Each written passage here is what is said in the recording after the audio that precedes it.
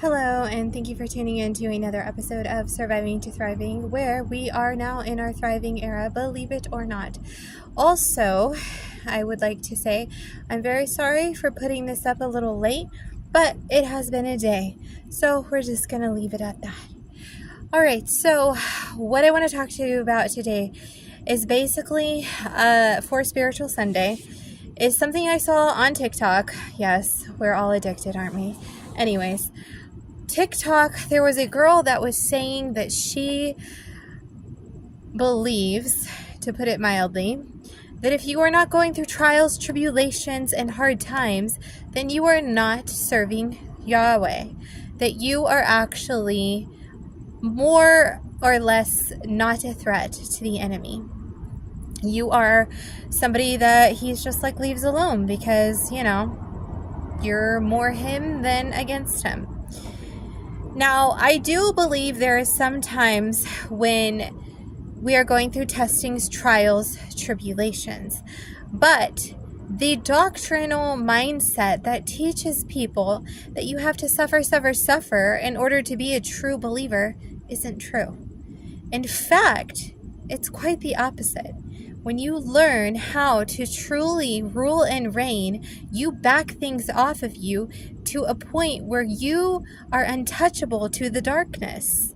You become almost this force field, the spiritual force field that the demonic cannot touch. And so the people operating, the demonic operating in the people will just cause those people to leave you alone. They will not come around you. They will not try you because they've already tried you and felt the effects of it. Because you walk with Yahweh. You are his child. Even if you are a new believer, he is still protective over his chosen. Now, I'm not going to say there are not times that you go through hard situations.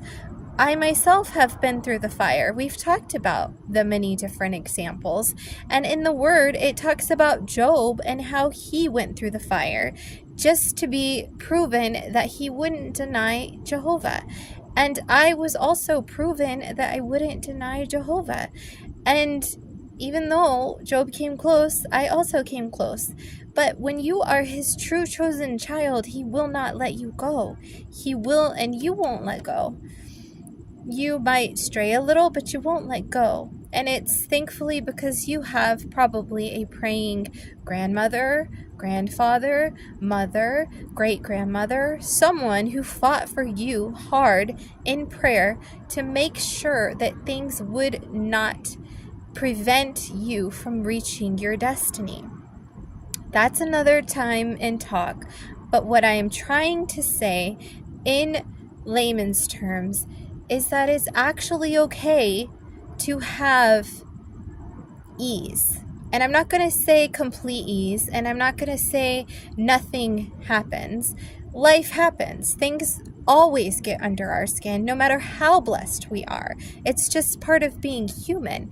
But you have this innate ability to deal with the demonic in a stronger spiritual way when you know how to rule and reign. You shut it down. Case in point, I and my loved one were having a little tiff, a little disagreement, and it was getting out of hand. So what did I do? I prayed under my breath and I ruled and reigned, and he had no idea. A car was passing by. He thought I was talking to him.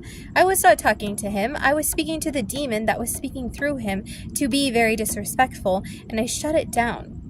And that is what you do. That is how you do it. And shortly after that, we were able to come to a resolvement. So this is what I'm trying to say. Whenever we get in the situations of ruling and reigning and not tolerating demonic activity around us, even in believers, life is easier. It's not perfect, but it's a lot easier. So when that TikTok woman on TikTok said that if you're not being attacked or you're not going through trials and tribulations, then you're not a true believer, that is simply not true. Especially if you know how to rule and reign and kick the darkness back. Okay?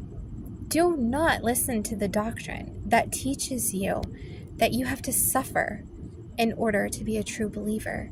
It's not right. It is actually the opposite. We are supposed to, after going through the fire, and let me make that a caveat, we do not rule and reign from the beginning in our arrogance and etc., etc. It's after we've gone through the tribulations and the fire and the testings and the siftings, we have decided His will, His way, meaning Jehovah, not someone else who might think he's God, just to put that out there.